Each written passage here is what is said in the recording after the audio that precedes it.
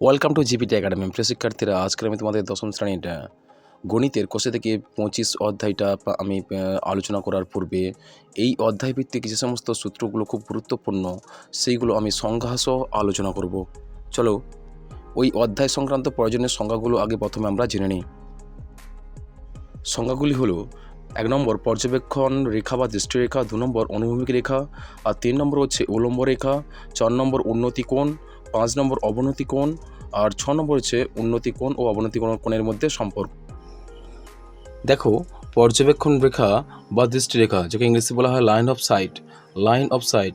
দেখো, কোনো পর্যবেক্ষক বা কোনো ব্যক্তি যখন কোনো বস্তুকে দেখেন, পর্যবেক্ষকের চোখ ও ওই বস্তুর উপর কোনো বিন্দুর সংযোজক রেখাংশই হলো পর্যবেক্ষণ রেখা বা দৃষ্টিরেখা।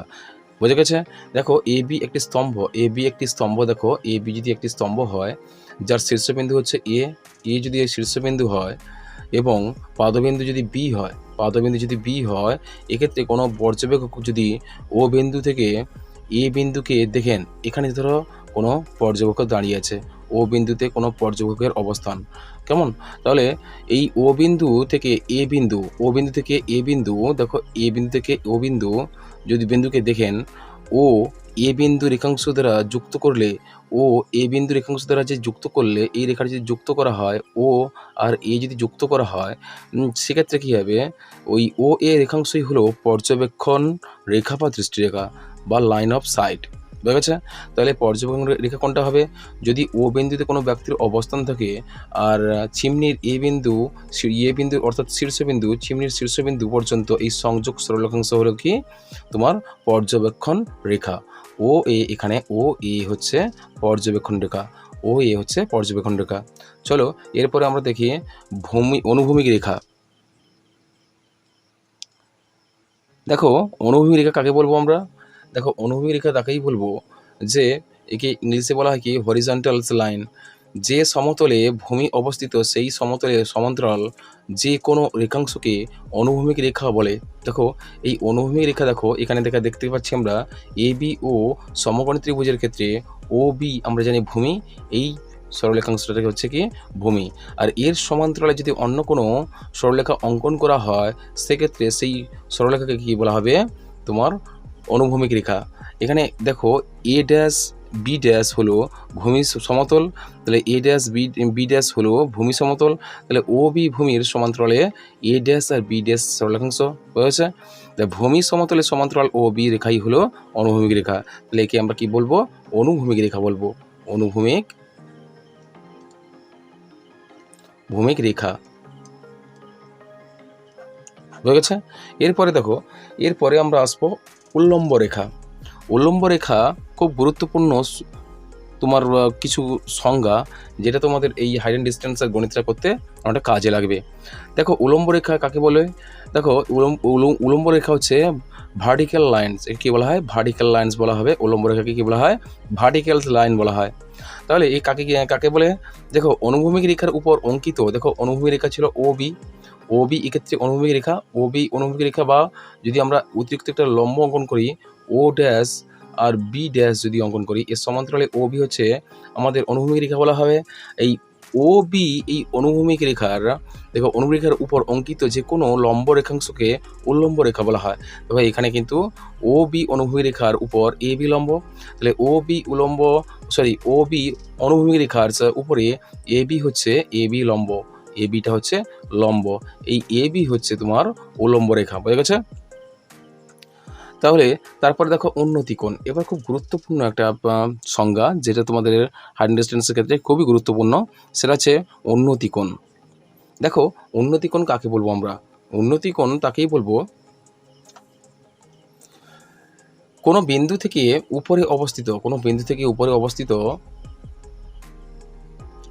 অন্য কোনো বিন্দুর দিকে দৃষ্টিপাত করলে দৃষ্টির রেখা অনুভূমিক রেখার সঙ্গে যে কোণ উৎপন্ন করে তাকে উন্নতি কোণ বলা হয়। বোঝা গেছে? তাহলে আমরা কি শিখলাম যে উন্নতি কোণ কাকে বলবো? দেখো, এখানে যদি কোনো একটা যেমন বিন্দু দাঁড়িয়ে আছে আর এখানে যদি তার শীর্ষবিন্দু হয় বি কোণ, তাহলে এখানে ও বিন্দুর কিন্তু উন্নতি কোণ ও বি বি ও এ অনুভূমিক রেখার সঙ্গে পর্যবেক্ষণ রেখা আর অনুভূমিক রেখার সঙ্গে যে কোণ উৎপন্ন করে তাকে কী বলা হবে? উন্নতি কোণ বলা হবে। তাহলে এটা হচ্ছে অনুভূমিক রেখা আর এটা হচ্ছে পর্যবেক্ষণ রেখা। কেমন? পর্যবেক্ষণ রেখা এর সঙ্গে যে কোণ উৎপন্ন করে, কোনো ব্যক্তি বা পর্যবেক্ষকের সঙ্গে যে কোণ উৎপন্ন করে তাকে কী বলা হবে? উন্নতি কোণ বলা হবে। উন্নতি কোণ সর্বদাই কিন্তু মনে রাখবে অনুভূমিক রেখার সঙ্গে যুক্ত থাকবে। ঠিক আছে? তাহলে পর্যবেক্ষণ রেখা যেদিকে যাচ্ছে এবং তার বিপরীতে অনুভূমিক রেখার কিন্তু মধ্যে যে কোণ সৃষ্টি করে তাকে কী বলা হয়? উন্নতি কোণ। অর্থাৎ ভূমির সঙ্গে অবশ্যই সংযুক্ত থাকবে কোণটা। তাহলে সংজ্ঞাটা কী হলো? কোনো বিন্দু থেকে উপরে অবস্থিত অন্য কোনো বিন্দুর দিকে, ধরো উপরে যে একটা বিন্দু হচ্ছে বি বিন্দু, এই বিন্দু আচ্ছা অবস্থিত অন্য কোনো বিন্দুর দিকে দৃষ্টিপাত করলে দৃষ্টির রেখা অনুভূমিক রেখার সঙ্গে যে কোণ উৎপন্ন করে তাকে কি বলা হয়? উন্নতি কোণ বলা হবে। বোঝা গেছে? এরপরে আসছি, দেখো এর এক্সপ্লেনেশনটা আমি করে দিয়েছি, আর এটা তোমাদের আর বলার প্রয়োজন নাই। তাহলে এখানে বলা হয়েছে কি, পর্যবেক্ষকের চোখ যদি ও বিন্দুতে এবং ও এ অনুভূমিক রেখার সাপেক্ষে উপরে বি যে কোনো একটি বিন্দু ও বি পর্যবেক্ষণ রেখা, এবং এখন এ ও বি কে বলা হবে ও বিন্দু। তো এই ও বিন্দু থেকে বি বিন্দুর উন্নতি কোণ, অর্থাৎ উন্নতি কোণের ক্ষেত্রে পর্যবেক্ষকের মাথা উপরের দিকে উঠে থাকে। ঠিক আছে? তাহলে পর্যবেক্ষণ রেখা আর অনুভূমিক রেখার সঙ্গে যে কোণ উৎপন্ন করছে সেই কোণ হচ্ছে এ ও বি কোণ। এই এ ও বি কোণকে সর্বদা সবসময় তোমরা উন্নতি কোণ বলে ধরবে। বুঝেছে? এরপরে আসছি অবনতি কোণ। দেখো অবনতি কোণ, উন্নতি কোণ, অবনতি কোণ তোমাদের হাইট অ্যান্ড ডিস্টেন্সের গণিতের ক্ষেত্রে খুবই গুরুত্বপূর্ণ। এই দুটি সংজ্ঞা অবশ্যই তোমরা মাথায় রাখবে। উন্নতি কোণ কাকে বলে আর অবনতি কোণ কাকে বলে, এই দুটি কিন্তু প্রথমে তোমরা ধারণা লাভ করবে। দেখো প্রথমে দেখো অনুভূমিক রেখা কাকে বলেছে উলম্ব রেখা আর বা উন্নতি কোণ আর অবনতি কোণ। উন্নতি কোণ হয়ে গেছে, এক্ষেত্রে আমরা কী করবো? অবনতি কোণ। অবনতি কোণ কাকে বলে? যাকে ইংলিশে বলা হয় অ্যাঙ্গেলস অফ ডিপ্রেশনস। কোনো বিন্দু থেকে নিচের দিকে অবস্থিত কোনো বিন্দুকে দেখলে দৃষ্টিরেখার অনুভূমিক রেখার সঙ্গে যে কোণ উৎপন্ন করে তাকে অবনতি কোণ বলে। কী বলা হলো? কোনো বিন্দু থেকে নিচের দিকে দেখো এই বি বিন্দু নিচের দিকে, যেটা হচ্ছে আমাদের সমতলীয় ভূমির সঙ্গে যুক্ত থাকবে। এই ভূমির সঙ্গে যদি ধরো যুক্ত করো, এটা হচ্ছে তোমাদের সি বিন্দু ধরো, তাহলে এটা হচ্ছে অনুভূমিক রেখা। আর এখানে কিন্তু এটা উন্নতি কোণের অনুভূমিক রেখা, এটা উন্নতি কোণের আচ্ছা ভূমির সঙ্গে যুক্ত, অর্থাৎ উন্নতি কোণের অনুভূমিক রেখা হচ্ছে বিসি অনুভূমিক রেখা যদি ধরো, তাহলে এটা হচ্ছে কি উন্নতি কোণ। আর দেখো উপরে কোনো একটা বিন্দু যদি ও ধরা হয়, এর সমান্তরালে এর অনুভূমিক রেখা কিন্তু এই এ ও অনুভূমিক রেখা হবে। যদি উন্নতি কোণের সাপেক্ষে এই বিসি যদি আমার অনুভূমিক রেখা হয়, তাহলে এই অবনতি কোণের সাপেক্ষে কিন্তু এ ও সমান্তরালে তোমার অনুভূমিক রেখা এটা হবে। বোঝা গেছে? তাহলে কি বলা হয়েছে? কোনো বিন্দু থেকে নিচের দিকে অবস্থিত কোনো বিন্দুকে দেখলে দৃষ্টিরেখা অনুভূমিক রেখার সঙ্গে যে কোণ উৎপন্ন করে তাকে অবনতি কোণ বলে। আরও সহজ করে যদি ধরা হয়, যে উড়োজাহাজে করে কোনো ব্যক্তি যাচ্ছে, সেই ভূমিতে অবস্থানরত কোনো ব্যক্তিকে লক্ষ্য করলো, সেখানে যে কোণ উৎপন্ন করছে এই কোণটা তার অনুভূমিক রেখার সঙ্গে তার সোজা সমান্তরালে এরোপ্লেনটা ধরো এইভাবে যাচ্ছে, তাহলে এটা হচ্ছে তার অনুভূমিক রেখা। তাহলে ও বিন্দুর সঙ্গে যে সমান্তরালে যে রেখা অঙ্কন করছে তাকে অনুভূমিক রেখা বলা হয়। আর কোনো ব্যক্তি যদি ভূমিতে স্পর্শ করে ভূমিতে অবস্থান করে বা অনুভূমিকভাবে ভূমিতে অবস্থান করে, সেক্ষেত্রে যে কোণ উৎপন্ন করবে এটা হচ্ছে পর্যবেক্ষণ রেখা। এই পর্যবেক্ষণ রেখার সঙ্গে অনুভূমিক রেখার সঙ্গে যে কোণ উৎপন্ন করে তাকে বলা হবে অবনতি কোণ। বুঝা গেছে?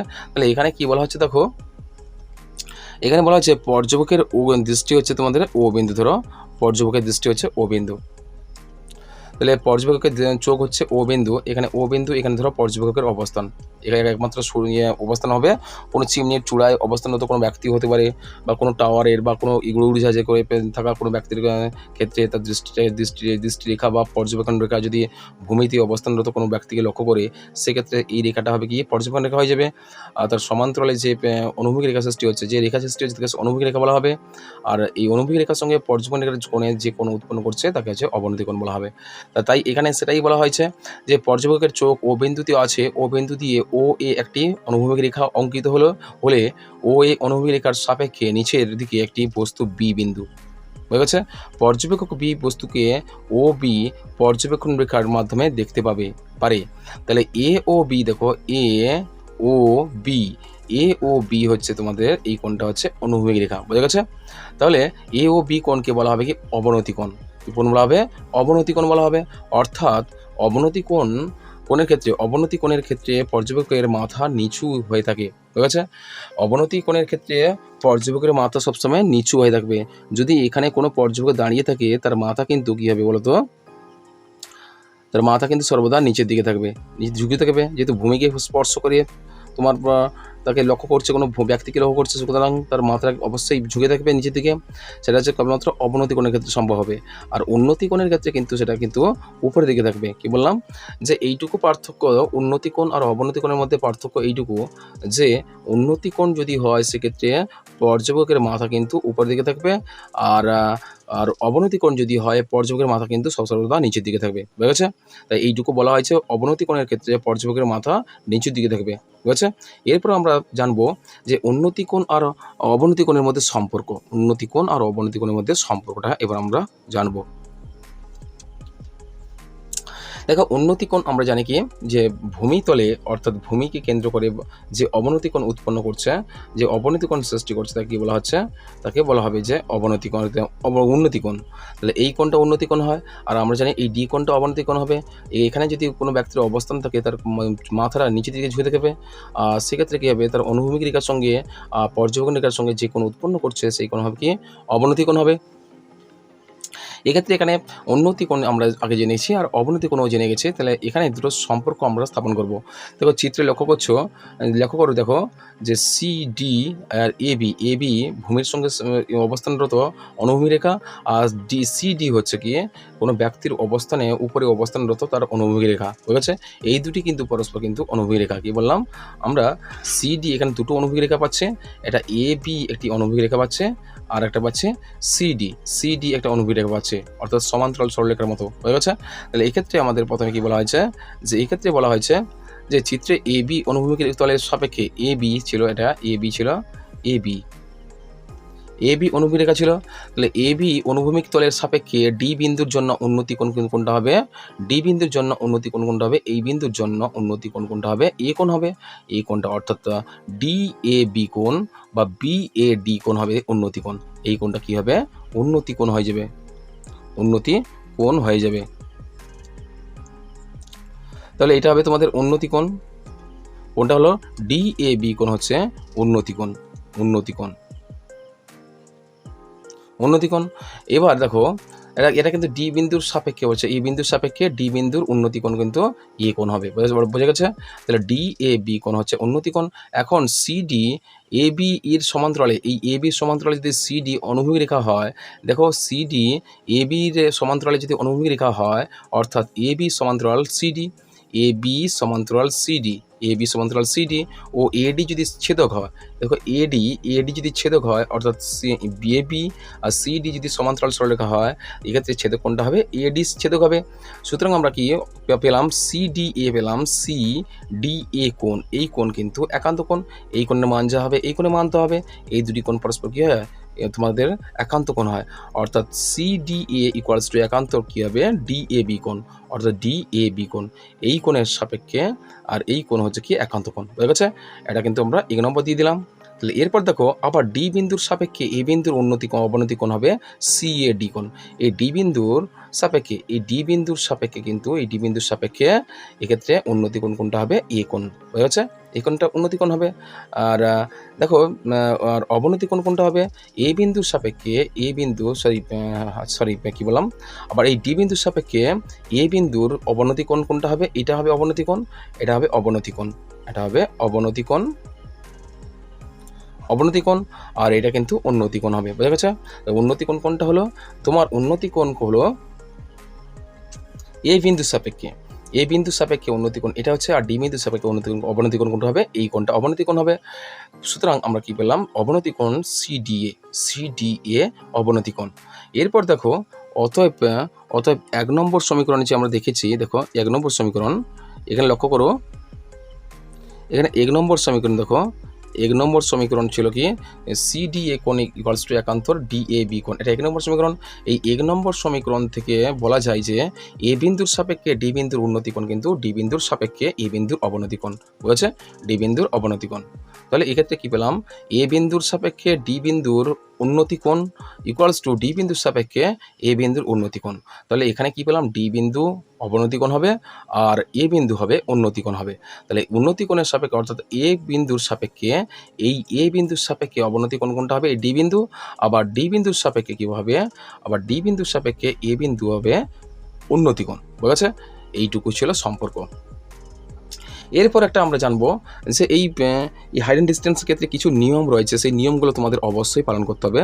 সেই নিয়মগুলো দেখো, নিয়মগুলো অবশ্যই তোমাদেরকে ভালো করে প্র্যাকটিস করতে হবে। কী বলা হচ্ছে, বিশেষ দ্রষ্টব্য হিসেবে যদি আমরা ধরি, দেখো এখানে বলা হচ্ছে বিশেষভাবে কিছু বলা না থাকলে কোনো ব্যক্তিকে একটি নির্দিষ্ট একটি বিন্দু হিসেবে ধরে নিতে হবে। ধরো কোনো ব্যক্তি দাঁড়িয়েছে অনুভূমিকভাবে উন্নতি কোণে দাঁড়িয়ে আছে এতে, ধরো A B C A B ও। তাহলে এইখানে যে ব্যক্তিটা দাঁড়িয়ে আছে তার নির্দিষ্ট উচ্চতা কিন্তু ধরা হয় না, শুধুমাত্র তার অবস্থানকে আমরা বিন্দু হিসেবে ধরে নিতে হবে। তার অবস্থানকে আমাদের শুধুমাত্র বিন্দু হিসেবে ধরে নিতে হবে। ও বিন্দুতে যদি ব্যক্তির অবস্থান হয়, এখানে তার উচ্চতা ধরা হয় না, এখানে তার অবস্থানটুকু ধরা হবে, তার বিন্দু হিসেবে ধরা হবে। হয়েছে? তাহলে বিশেষভাবে কিছু বলা না থাকলে কোনো ব্যক্তিকে একটি বিন্দু হিসেবে ধরে নিতে হবে। হয়েছে? অর্থাৎ ওই ব্যক্তির উচ্চতাকে উপেক্ষা করতে হবে, অর্থাৎ এখানে ওই ব্যক্তির উচ্চতা ধরা যাবে না। বুঝেছে? এবার যেহেতু বিশেষ কিছু উদ্দেশ্য বা বিশেষ কিছু নির্দেশ না দেওয়া না থাকলে সেখানে কখনো তোমরা ব্যক্তির উচ্চতাকে ধরা হবে না। বুঝেছে? এরপর বলা হচ্ছে, দেখো এরপর 2 নম্বর শর্ত বলা হচ্ছে, গাছ, স্তম্ভ, লাইট পোস্ট, বাড়ি ইত্যাদিকে ভূমিতলের উপর লম্বভাবে আছে ধরে নিতে হবে। তাহলে গাছ, স্তম্ভ, লাইট পোস্ট, দেখো গাছ, স্তম্ভ, লাইট পোস্ট, বাড়ি ইত্যাদিকে ভূমিতলের উপর কিন্তু লম্বভাবে আছে ধরে নিতে হবে। বুঝেছে? এটা হচ্ছে তোমাদের 2 নম্বর শর্ত। 1 নম্বর শর্ত আমরা জেনে গেছি, আর 2 নম্বর শর্ত হলো 3 নম্বর শর্ত। দেখো যে 3 নম্বর শর্তে বলা হয়েছে যে কোনো সমকোণী ত্রিভুজের যে বাহু, কোনো সমকোণী ত্রিভুজে কী বলা আছে, কোনো সমকোণী ত্রিভুজে যে বাহুর দৈর্ঘ্য বলা থাকবে। দেখো সমকোণী ত্রিভুজ আঁকলাম, আমরা একটা সমকোণী ত্রিভুজ অঙ্কন করলাম। এই সমকোণী ত্রিভুজের ক্ষেত্রে দেখো যে বাহুর দৈর্ঘ্য বলা থাকবে এবং যে বাহুর দৈর্ঘ্য নির্ণয় করতে হবে, সেই দুটি বাহুর ত্রিকোণমিতিক অনুপাতকে নিয়ে অঙ্কটি সমাধান করতে হবে। এক্ষেত্রে ত্রিভুজটির ছবি আঁকা বাধ্যতামূলক। আমরা যখন হাইট অ্যান্ড ডিস্টেন্সের গণিত বা হাইট অ্যান্ড ডিস্টেন্স বা উচ্চতা দূরত্বের ত্রিকোণমিতিক অনুপাতের প্রয়োগের ক্ষেত্রে উচ্চতা দূরত্বের যে নির্ণয় করব আমরা, সেক্ষেত্রে কিন্তু আমরা এক্ষেত্রে দুটি বাহুর ত্রিকোণমিতিক অনুপাতকে নিয়ে অঙ্কটি সমাধান করতে হবে। শুধু ত্রিকোণমিতিক অনুপাত আর অন্য কিছু না। এক্ষেত্রে ত্রিভুজটির ছবি আঁকা বাধ্যতামূলক। তোমরা অবশ্যই ছবি না এঁকে গণিতটা করতে পারবে না, অবশ্যই তোমাদের ছবি এঁকে দেখাতে হবে। এই শর্তটা এখানে বলা হচ্ছে। কি বলা হয়েছে, কোনো সমকোণ ত্রিভুজের যে কোনো বাহুর দৈর্ঘ্য বলা থাকবে এবং যে বাহুর দৈর্ঘ্য নির্ণয় করতে হবে, সেই দুটি বাহুর ত্রিকোণমিতিক অনুপাতকে নিয়ে অঙ্কটি সমাধান করতে হবে। এক্ষেত্রে ত্রিভুজটির ছবি আঁকা বাধ্যতামূলক। এইটুকু ছিল তোমাদের এই হাইট অ্যান্ড ডিস্টেন্সের ক্ষেত্রে খুব গুরুত্বপূর্ণ কয়েকটা শর্ত, এবং সেই সঙ্গে এক্ষেত্রে কয়েকটা সূত্র আমরা জানলাম বা সংজ্ঞা সহ সূত্র জানলাম। অবশ্যই তোমাদের অনেক কাজে লাগবে। আর যদি তোমাদের ভালো লাগে আমার ক্লাসটা, অবশ্যই তোমরা লাইক, শেয়ার এবং কমেন্ট করো, কেমন? আর এর পরের ভিডিওতে আমি নিয়ে আসবো তোমাদের জন্য হাইট অ্যান্ড ডিস্টেন্সের কোর্সে দেখি যত প্রশ্ন আছে, কোর্সে দেখি প্রয়োগ বা নিজে করি, সমস্ত প্রশ্নগুলো আমি সমাধান করব। কেমন? চলো আজকের এই পর্যন্ত, তোমাদের সঙ্গে দেখা হবে পরের ভিডিওতে।